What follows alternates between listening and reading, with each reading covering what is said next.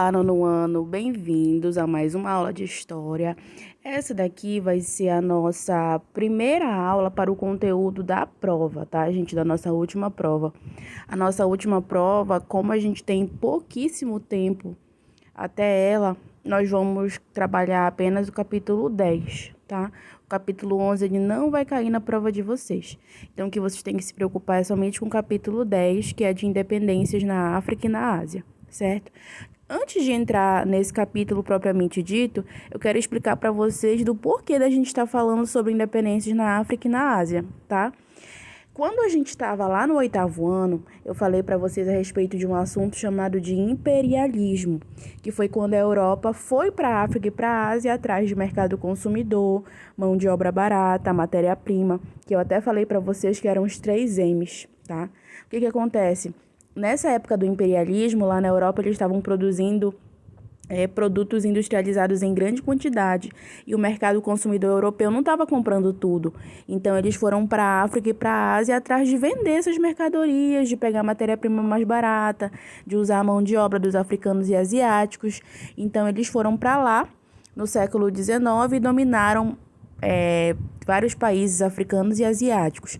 O que acontece é que esses países não iam ficar sendo dominados para sempre, né? Então, no século XX, eles começaram a lutar mais fortemente pela sua independência, para se verem livres desse domínio europeu. E é isso que a gente vai ver nesse capítulo, tá?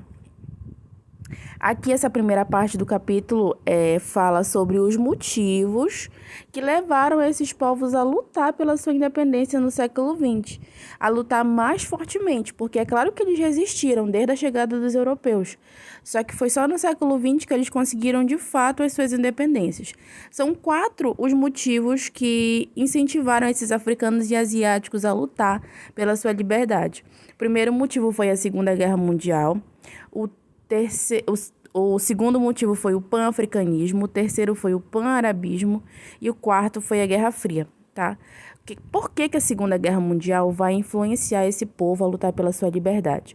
Porque pense comigo, durante a Segunda Guerra Mundial, africanos e asiáticos fizeram parte do exército de seus dominadores. Então, por exemplo, africanos e asiáticos lutaram ao lado da Inglaterra, lutaram ao lado da França contra o Hitler, né? A Segunda Guerra Mundial, ela foi essa luta, né, entre ingleses e franceses contra a Alemanha. Claro que tinha outros países envolvidos, mas principalmente esses. Então, quando acabou a Segunda Guerra Mundial, os africanos e asiáticos começaram a refletir: caramba, a gente está ajudando os nossos dominadores a vencer uma pessoa horrível lá na Europa, que é o Hitler, né?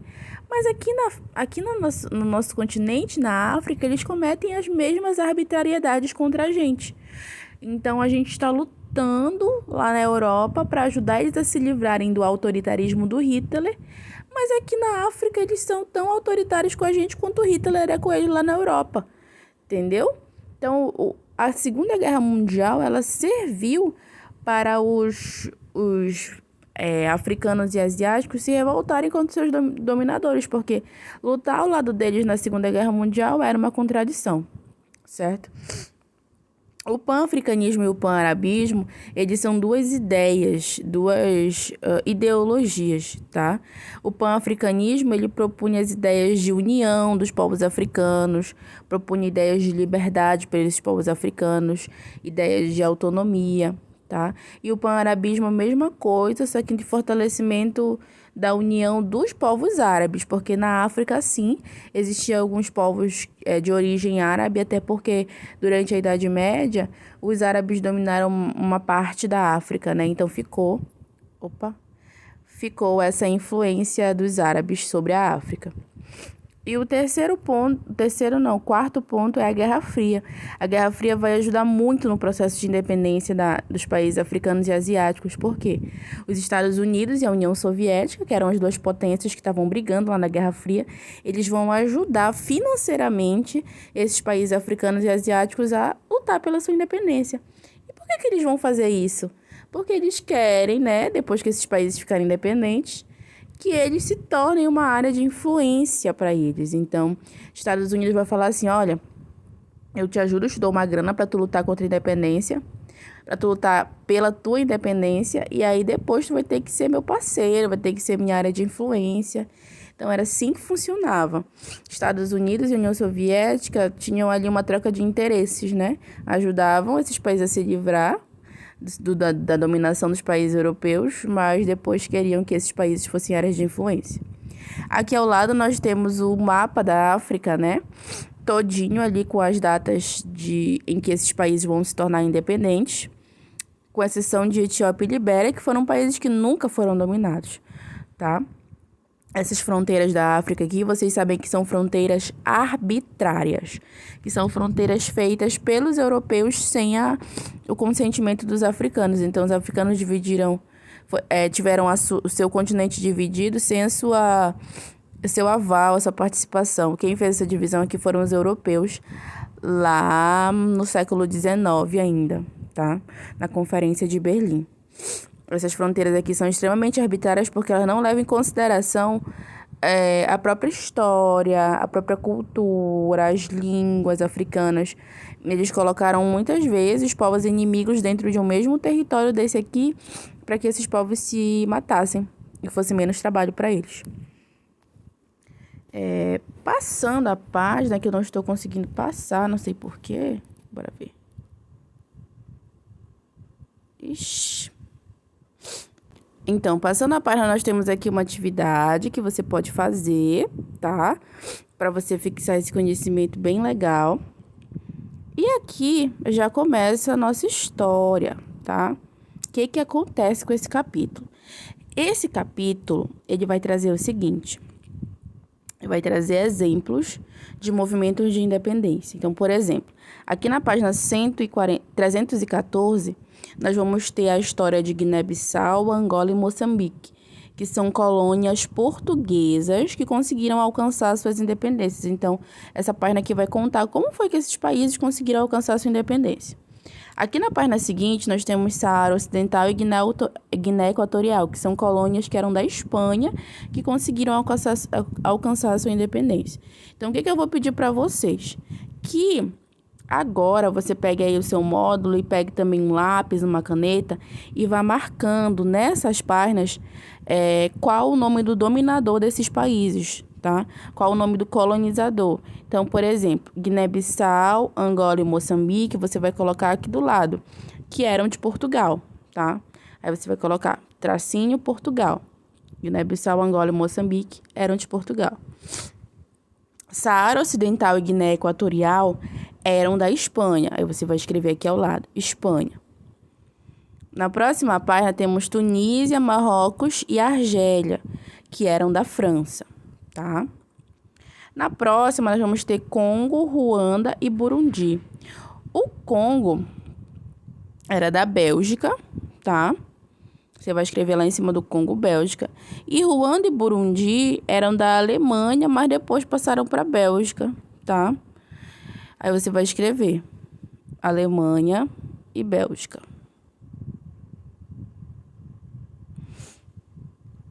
Na próxima página, temos aqui Nigéria, Serra Leoa e Quênia. Nigéria, Serra Leoa e Quênia eram da Inglaterra, tá? Inglaterra. Já? E por último, aqui a África do Sul. A África do Sul era inicialmente dos holandeses e depois passou a ser dos ingleses. Então, você vai colocar Holanda e Inglaterra. Certo? É aqui na África do Sul que vai acontecer o apartheid. Vamos começar na nossa aula de hoje falando sobre Guiné-Bissau, Angola e Moçambique, tá? O que acontece? Esses três lugares, eles vão começar os seus processos de independência através de seus partidos políticos, gente. Por exemplo, aqui nesse parágrafo nós vamos ver a história de Guiné-Bissau e Cabo Verde. Guiné-Bissau e Cabo Verde vão se unir nos seus processos de independência e eles vão criar o chamado Partido Africano para a Independência de Guiné-Bissau e Cabo Verde. Esse partido vai começar a atuar, vai começar a falar sobre a independência, começar a lutar por essa independência, mas depois eles vão ver que vai ser necessário que se peguem armas para poder forçar Portugal a dar essa independência para Guiné-Bissau e Cabo Verde, tá? Aqui, no caso de Angola e no caso de Moçambique, vocês vão ver que vai ser a mesma coisa. Os partidos vão começar a atuar, mas depois esses países vão ver que somente a atuação dos partidos não está dando resultado. Então, eles vão ter que recorrer à luta armada, a protestos armados, protestos violentos, tá? Em Angola, por exemplo, o que vai acontecer? Vários grupos rivais, muitas vezes grupos de origem diferentes, vão se unir para lutar por essa independência de Angola.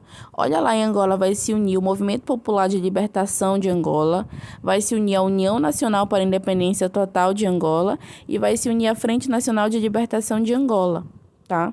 Então, esses 3 grupos eles vão se unir para lutar pela independência de maneira armada mesmo, até que Angola conquistasse sua independência em 75. Guiné-Bissau e Cabo Verde conseguiram em 73, Angola em 75. E aqui no caso de Moçambique, o movimento que esteve à frente, né, dessa luta pela independência foi a Frelimo, que foi a Frente de Libertação de Moçambique, que conseguiu em 1975 também a independência de Moçambique. Então, além dos movimentos armados, nos locais de dominação portuguesa foram empregados outros modos de resistência, entre eles a produção literária, tá? Que tinham caráter de denúncia, de protesto, greves de trabalhadores, também práticas de desobediência civil, como, por exemplo, se recusar a pagar impostos. Aqui do lado, então, a gente vai ver alguns exemplos de autores africanos, tá?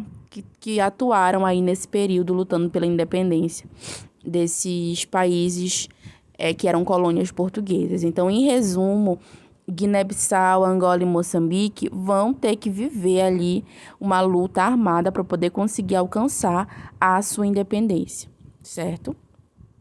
Aqui no caso do Saara Ocidental e da Guiné Equatorial... antes da gente avançar, é importante que a gente se localize, né?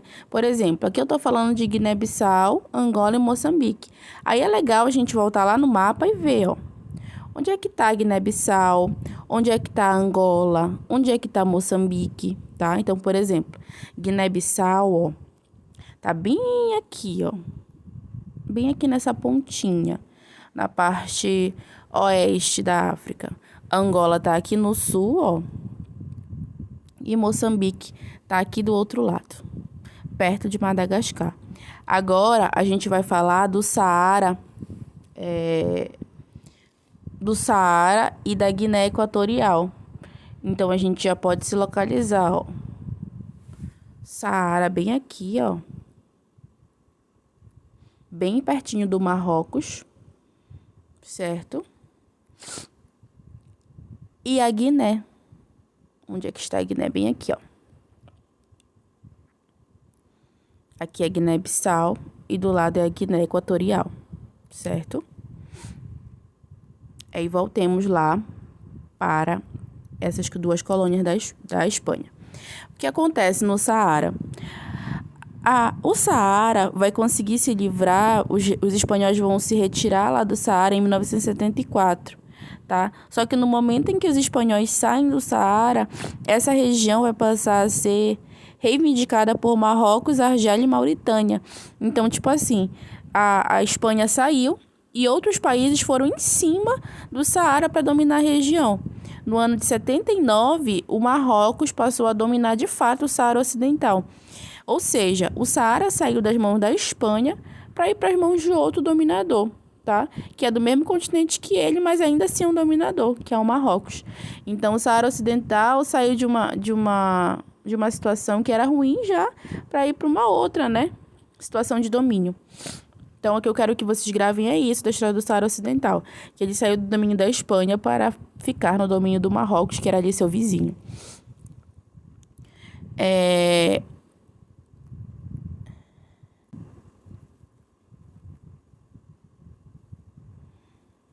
No caso aqui da Guiné Equatorial, que não é só Guiné, é a Guiné Equatorial. A Guiné Equatorial é mais embaixo, ó. Aquela lá que eu mostrei pra vocês era a Guiné, do lado da Guiné-Bissau. E aqui a gente tem a Guiné Equatorial, entre o Gabão e Camarões, tá? Esse daqui, esse quadradinho, é a Guiné Equatorial, tá? A Guiné Equatorial também ficou numa situação complicada após ela ter conseguido se livrar da Espanha. Por quê?